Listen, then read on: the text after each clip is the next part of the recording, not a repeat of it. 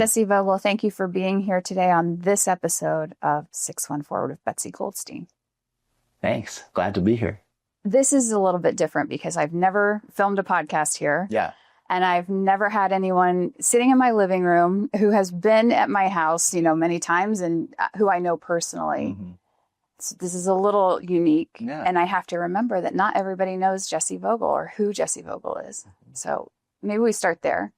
Who is Jesse Vogel? Who are you? Well, I'm Jesse. I'm a immigration attorney in Columbus, legal services lawyer, and I ran for city council last year. I like to cook and read books, and I'm trying to stay warm. There you go. Right now in this terrible cold. And you like to dance. And sometimes I like to dance. And sometimes we like That's to true. dance. Okay. So now that we all know who you are, I think the most important question to ask today is, how are you? Because the last time I saw you was the week after Thanksgiving, and you had come here and we walked to dinner, and it occurred to me, or it hit me, that it was still really fresh, and we walked right past one of your campaign signs. Yeah. We were 2 seconds out my front door. And I felt the pain of that in that moment. And I'm curious now, here we are, the 1st of February. How are you feeling? Yeah, I'm feeling good. I'm feeling okay. I mean, the task of running a citywide campaign for a year is not one that easily you can shake. No. That experience. No. Right? And so I feel, transformed a little bit by it. I feel privileged to have gotten to do it. I feel sad about the result. Sure. But, happy because of what we were able to build along the way with so many people, and really impact a conversation in Columbus about what we deserve, what our people deserve in terms of leadership and in terms of policy. So, this is a scary time in the country, in our city. So we're all coping with it, and right. I'm coping with it. Good. But I'm feeling okay. Well, there's a couple reasons I asked that question. One is the people who supported you were deeply invested and deeply cared, both about the race, but also you. Mm-hmm. And I think that race was personal for a lot of people. And they too really struggled after the election with the results. And so acknowledging that, but also I'm curious, what do people say, or what is the feedback you have? Yeah.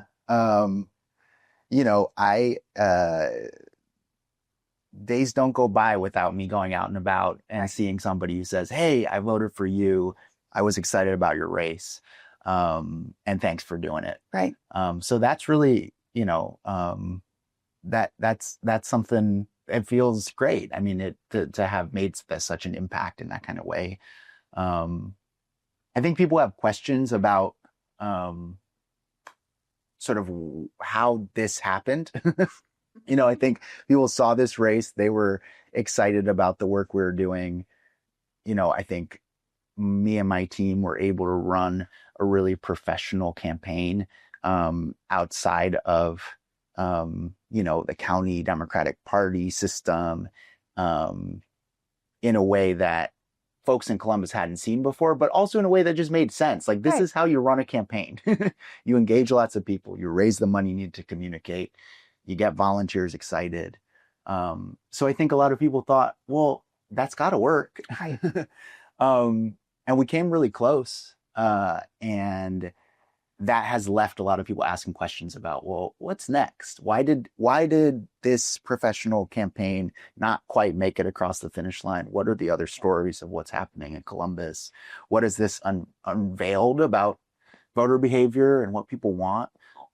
So we're still, I think a lot of us are sort of puzzling through some of those questions. I think your race, speaking just for myself, who I feel like I'm an educated voter, I learned so much in your race about the party and how a party functions and endorsements and what all of that really means, and ticket versus not ticket. I, for the first time ever, learned so much about all of those different pieces and parts. And I feel like I'm better educated voter moving forward. And I think you brought a lot of people along in that journey. Yes. Is that something that you hear about? Yeah, I think it is. And I'm proud of it. You should be. I think that you only learn about your city, right, and about what people really want when there's real competition. Right. Competition is good. Yeah. It unveils, it releases information. And I think it helps kind of like raise ambition of all of us. So, my opponent was a strong opponent. The race was a tough one. I think it forced me to be, stronger and tougher and, work hard to articulate a vision for how Columbus can do better in all kinds of areas. And, I was only able to build that strength by, getting into the arena in that kind of way. That's a lot. Yeah. Yeah. You have a lot to be proud of. Thanks. Yeah. Thanks. So I think one of the things maybe people don't always recognize or maybe don't put together is that you had this really intense year, and then the election, and then the result, and then it felt like minutes, then ICE in Columbus. ICE across the country, but especially ICE in Columbus. We were talking about this in the kitchen a little bit ago. Most people who run for office don't then turn around and have to work one of the most stressful, intense jobs in one of the most intense times. And you're doing that. And so I'm curious about what that part of life looks like now for you and what the day in and day out looks like.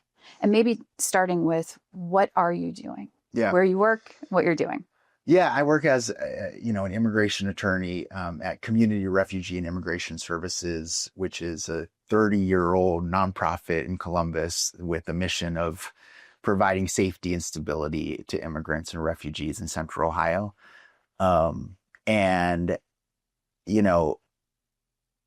what we've been doing is really trying to meet this moment, which is unprecedented. The organization I work for a long time was a refugee resettlement organization.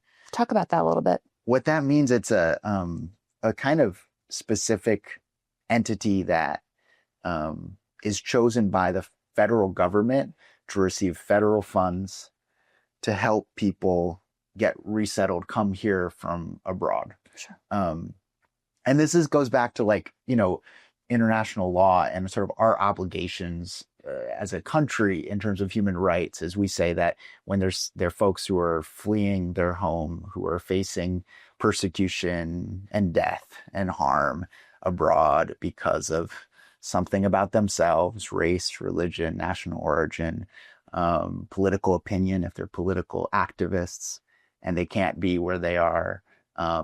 It's a program through the UN that the United States has been a part of, where those folks can qualify to be classified as refugees and come to the United States. So for a long time, CRIS, what we did was we received some federal funding to help people make home here in Columbus. Right. Actually, I think about it. My grandpa was from Vienna. We talked about that. And was Jewish and had escaped in 1938 with his parents, and came here through a very similar program. An organization like mine kind of helped him and his parents resettle in the United States. And so that's been the history. But all of that has changed in this Trump administration. Right. Which is to say, the federal government said, no, we're not accepting refugees anymore. We're not funding that kind of work. So what we've done is try to meet the moment.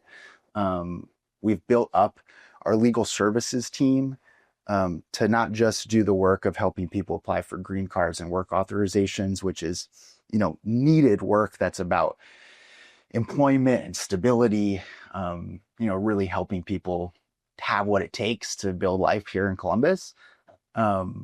And we've also now started to do work like when one of our clients is suddenly detained by ICE, we're filing a federal lawsuit to try to help get them out, because they shouldn't be there.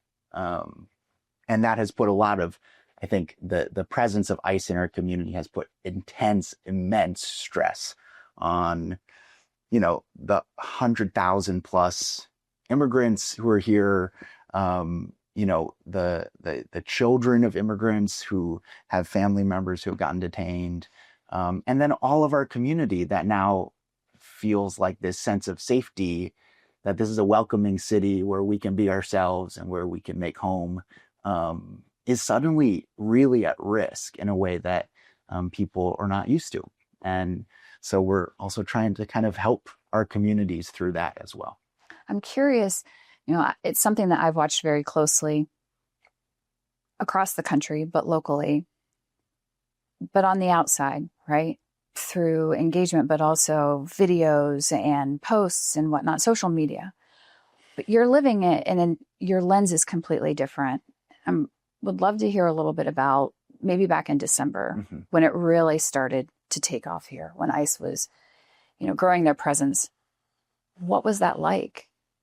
Well, for you? Yeah. I mean, I was sitting at home one day in mid-December and received an email from a friend who's an immigration attorney also in town, who said, "Hey guys, want to let you know I've got clients who went to a routine check-in with ICE," which is under some immigration statuses, they ask you to go check in with immigration officials once a year. Usually it's pretty standard. She said, all 7 of my clients who had an appointment yesterday were detained. Something's happened. And this is before we were aware that they were escalating their presence here? Right around? It was my first sign of that. Got it. That was sort of like the night before everyone started talking about it. Okay.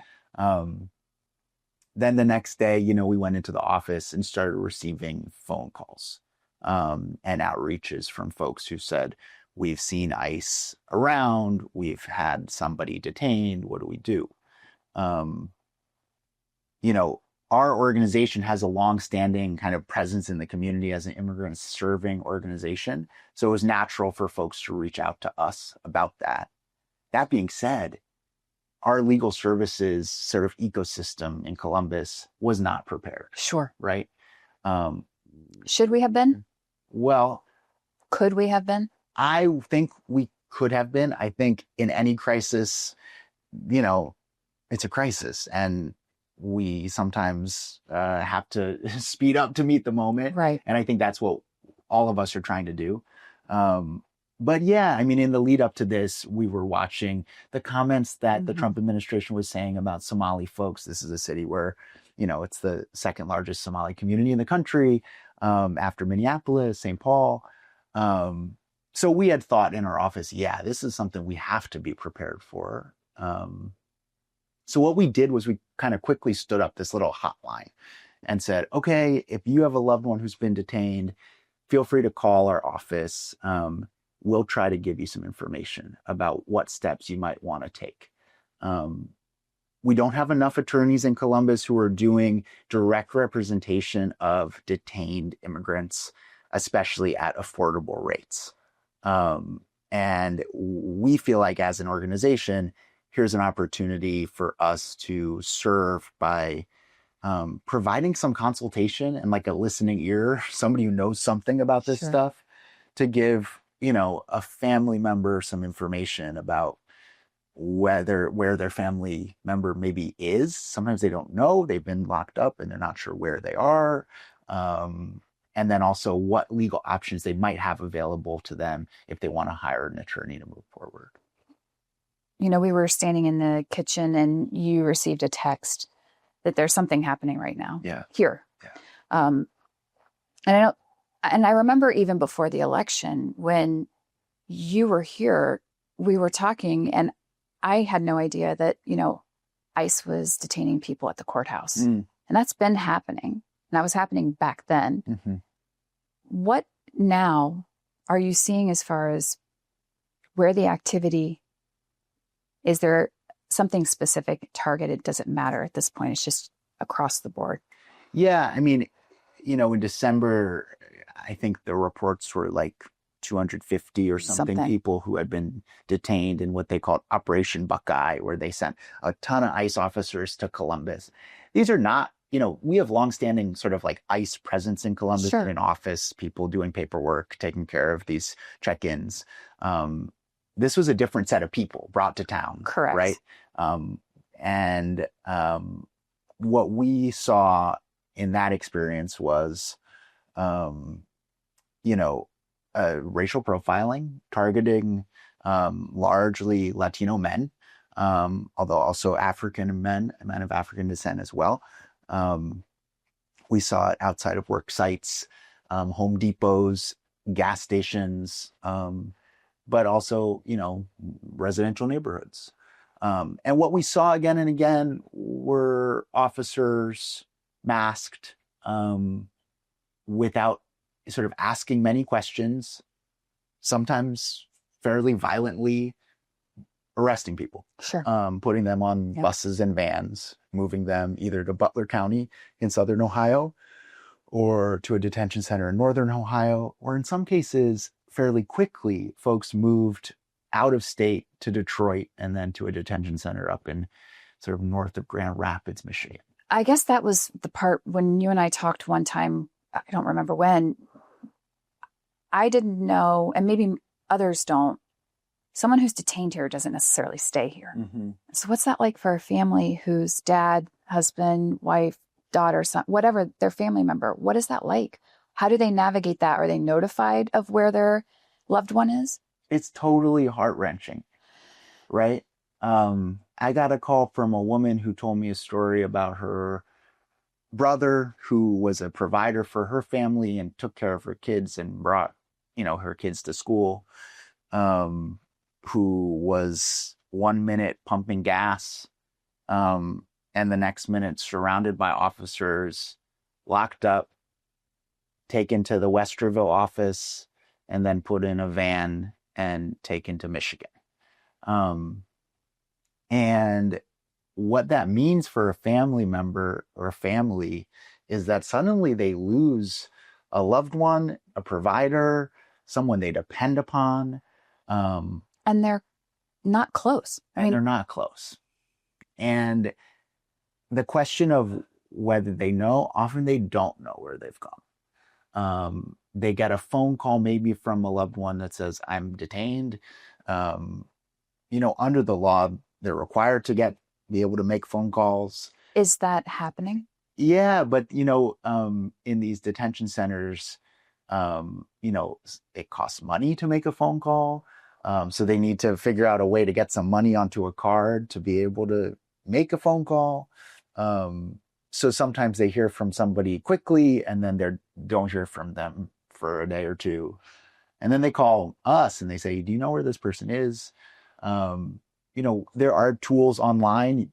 ICE has a detainer lookup where you can put in information about somebody who's been locked up. But sometimes it doesn't update for a day or two. So there's this period of like real uncertainty and fear that all these families are going through.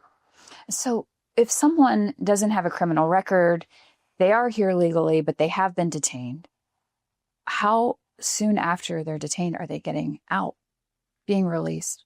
And does it depend? Yeah, it does depend. It's hard to say. I mean, we have worked with folks who have been detained, who have been in legal status, and sometimes it requires real advocacy. It requires filing something in federal court, in part because we have a situation in which, our immigration enforcement officers are acting lawlessly, and then, our immigration courts are also under immense political pressure from the Trump administration.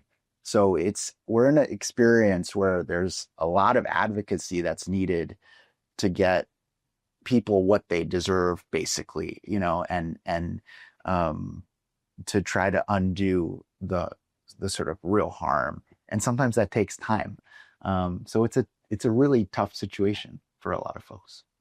For the families who are still here, who've had someone who's been detained, Mm-hmm.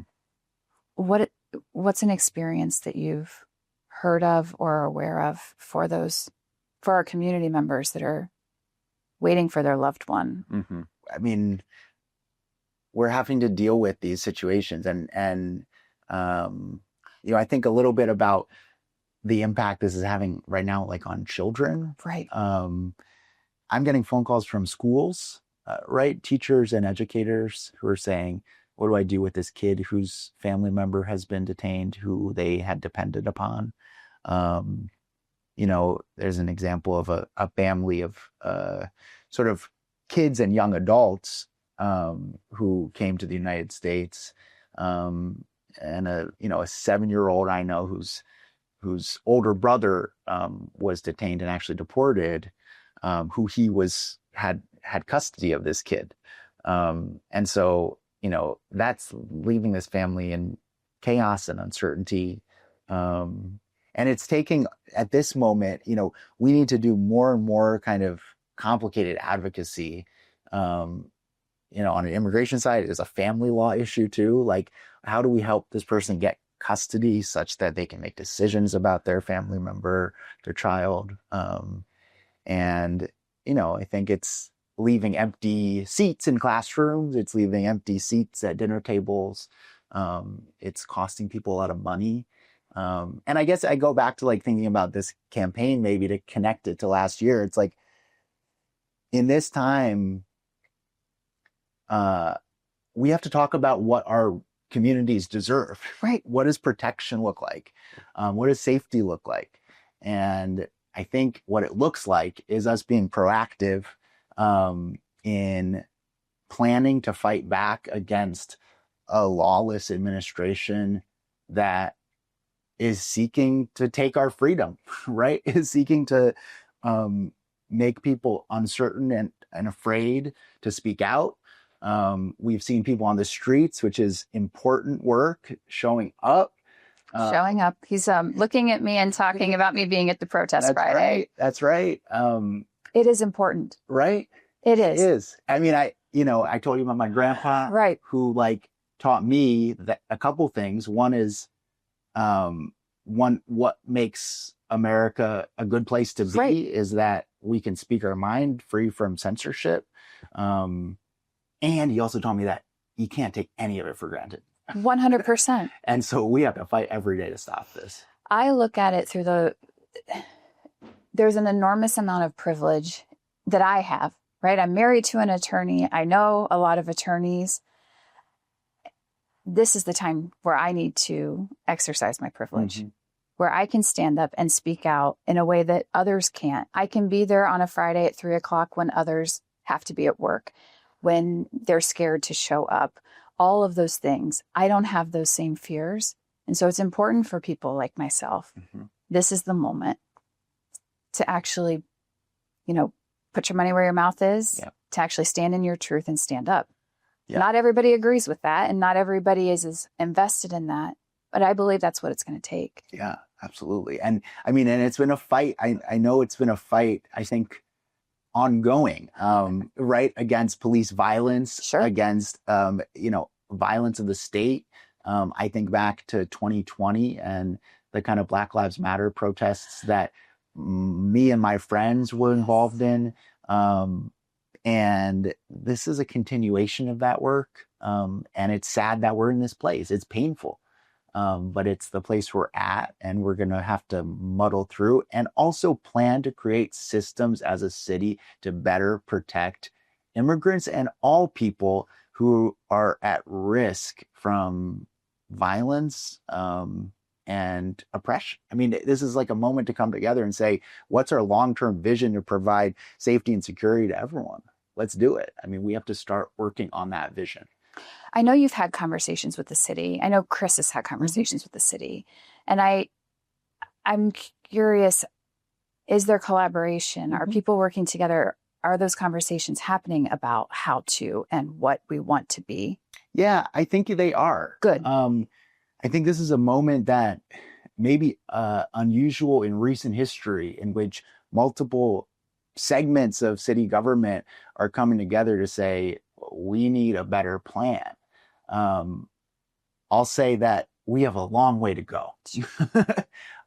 You look at Chicago, you look at New York, you look at other places with large immigrant communities, and they have a robust Office of Immigrant Services where somebody who needs a green card or needs a work authorization and is eligible for it can walk in and get real, affordable, free legal help.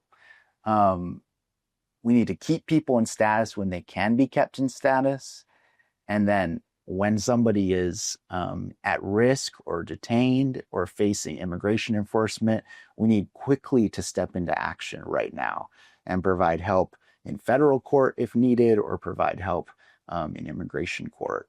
And then finally, we need to think about folks who are sort of in the other systems in the city. Like, I think about the public defender, people with criminal charges. I think about people in the children's services system, youth. And, I think there's all kinds of work that can be done as a city to create kind of a protective web around folks. Because in a city with 100,000 immigrants where, 75,000 kids have, an immigrant parent. Can you say those numbers again? I think it's like 150,000 plus last count immigrants in Central Ohio, and about 75,000 plus kids 75,000 one or children. more immigrant parents, right? Yeah. So these are our kids. Right. And, we had talked in this campaign about affordability, about, providing people access to like the things that make life good, like free transit. But also, I think there's this element of protection and safety that our city can provide, and we can create a vision for it, which will take real long-term investment. And I think our city leaders are trying to wrap their heads around kind of how to get there at the moment. And I'm all in on having those conversations with them. I'm sure that you're all in. And as you're talking right now, I think a lot of us were so grateful that you ran, but equally grateful that you're doing this work and that you're passionate about it and that you're willing to speak out about it, because it's important that it isn't always just a certain voice talking in a, from this lens. All lenses, all voices, all experiences in it. Yeah. But I guess what I'm trying to say is, people will say we have to have a path forward for immigrants. We have to have all of these things. Immigrants shouldn't just be able to come across the border. We have to have border protections. Maybe those things are true. Maybe they're not. But what I believe is that regardless of any of those things, what we're doing right now, it is not compassionate, it isn't ethical, it's not legal, and it's certainly not the way that we want people who have been here and who have contributed, who are part of our community, to be treated and not be here anymore in the future. Mm-hmm. I think that's an important thing to talk about too, is these are not, when we talk about the immigrants, these are people who have built lives here, have homes here, have worked here, have built businesses here, have, been part of the fabric of Columbus, which is really important. Yes. Well, I told you I was on Bethel Road last night having Korean hot pot, and it's happening. Like, this is where people are at on a Saturday. Right. At a strip mall where there's, Korean barbecue, where there's Szechuan food, where there's ramen that's terrific. It's like, this is what I love about Columbus. Right. And, I think, I got a call in my office during the campaign, actually, from somebody who had seen an ad that I had put out in the campaign where it mentioned I was an immigration attorney. And he called my work phone number. He found my number and he said, "Hey, I saw your ad. I just want to say, like, I hope you're not working for those illegal immigrants." Oh. And, I think we have to catch ourselves on all of this, because what I said to him was, my friend, thanks for the call. What's your name? Like, hi, I'm Jesse. What's yours? Yes.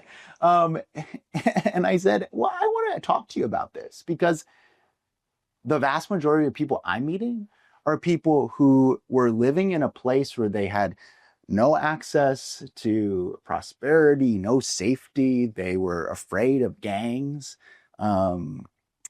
They were seeking security for their family, and they were told that there was a way they could come to the United States. That's right. And they filled out an application. They got an appointment to come across the border. They were stamped in by Border Patrol and told they had humanitarian parole, which was a legal status. And then in this new administration, one day, after walking across a desert and taking many buses and making their home here in Columbus, Ohio, and contributing to our economy and to our prosperity as a region, they woke up one day and the Trump administration had said to them, your status has been terminated. Please leave. That's it. That's it. Like we were seeing with the Haitian community. Right. Exactly. And so illegal, legal, it's like these people are trying their best to follow rules to make life better for themselves and their family. And they're not taking away from any. Just like you and I do. Right. Right. We all take big steps to try to make life better. We take risks. That's part of what America's all about. And they're trying that. And then it's cruelly ripped out from under them. So, I think my question that when I sit down with somebody in city government, I say to them, you're representing the city. We've got all these immigrants here making life for themselves and their families and making life better for all of us. That's right. And what are we going to do to help protect our people? And I think that's all. I mean, that's the question. And we don't have to, right here in Columbus, Ohio, we don't have to solve the big problems of, what's causing migration across the border. But we do have to solve the problem of how do we make life as good as it can be for the people who are here. Right? What do you think comes next? And I know it's a broad question, and it's impossible to answer, but seeing where Minneapolis is, knowing what's going to happen in Springfield, or what we can pretty safely assume is going to happen in Springfield, and by the time this actually is posted, we will know because it'll be in the next week and a half. Yeah. But what does it look like for 2026? Is this the battle that doesn't end? Does it get worse, do you think? Does Minneapolis happen all over the country? It's really hard to say. I think, I'm somebody who doesn't want to predict things that are totally unpredictable. But what I can say is I think back, to 2020, I think about what happened during the pandemic when there were groups of people coming together to say, we're going to create these pods, we're going to protect one another, we're going to do mutual aid. I was helping people apply for unemployment as a law student in my little, studio apartment over there. And, people came together. Right. And we can come together. What it's going to take is leaning into neighborhood organizing to track where ICE is operating and to try to alert one another to the reality of what's going on and delivering food and checking in on neighbors. It's going to take investment in terms of money in social services to protect kids whose family members have been taken, to provide people access to food who don't have it, and to provide people legal services. So all of that's going to take organizing. And so when I look into the future, what do I see? I see these amazing organizers in Minneapolis really mobilizing in every segment of their community. And I know they know we're all watching. Right. We're all trying to think about how do we replicate and protect our people here. It's a new time. This is a new era, and it's scary, this change. But I also know that, that's what we have in front of us at work. And I think as a city, we will always step up and rise up to the occasion. I think this is going to be a different level of that. Mm-hmm. What's going to be needed is a different level, and I'm hoping the response maybe is even stronger than what we've seen in the past. I think we both hope for that. Yeah. I think about courage and strategy. Courage and strategy. Right? It's like those are the two things. How do we develop courage and strategy with one another, and with our elected officials to bring them into this work and say, hey, here's the moment. Let's meet it together. So speaking of elected officials, Yeah. I have been asked many, many times, is he going to run? Is he going to run? And I'm not going to ask you that because I think that's a silly question in this moment. But as you look to the future, what politically, what is on the horizon? Or what would you like to see happen in the city of Columbus as far as change? Yeah. I know it's a broad question, but you and I have talked about those specifics. So I know you'll answer that way. Well, yes, a lot of people, as I said, are curious about the results of this election that was so close. And, one thing I've heard a lot about is this issue about how our city council is elected, with each member being required to live in a district, but the votes coming from all across the city. And, I think there's some intuitive sense to this question of like, okay, the people of Cincinnati can't elect the mayor of Columbus. Right. Right. So maybe the people in downtown shouldn't elect the representative of Westgate. Correct. And,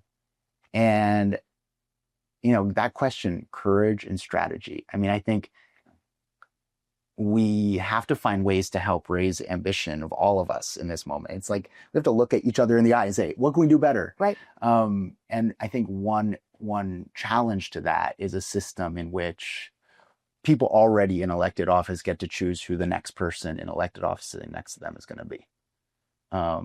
So I do think there's sort of projects on the horizon around some reform to a system that would allow more neighborhood leaders, activists, individuals who know their block, who know what's going on with trash pickup and have an idea about how to make it better. Mm-hmm. Those kinds of people could get into office a little easier if we had a system of, a true district system where you just have to win your neighborhood. So you don't have to raise the money to communicate with hundreds of thousands of voters citywide. That was one of the biggest educational pieces for me in your election, or the recent election. I'm in that district. Yeah, District 7. So to know that my neighborhood, my district, there are people I'm friends with who were voting off of Sawmill Road. Mm-hmm. Just how far and big and how much money that takes to run a competitive city council race. And also it's so hard to know everything. I mean, right. How do I, if you're living in this neighborhood, how do you know what's needed up there? Correct. It's two different worlds. It's different. Yeah. And I'm very passionate about people having great representation, I think, in Columbus. And I'm excited for our council. I hope that they, I know that they're doing their best to step up to this moment. And I know that many of them, took note, I think, of this result, how close it was, and thought, I wonder what that means. I have had conversations with them, some of them, about that. But I also think, we're in an era of like sort of political repression from Washington. We need to bolster local democracy here in Columbus. 100%. Get people excited, get people involved. I say it every day as much as I can. Local elections matter. Yes. Local politics matters immensely. And people need to know that what they do makes a difference. That's right. And if the same thing happens again and again, they don't feel like they can do that.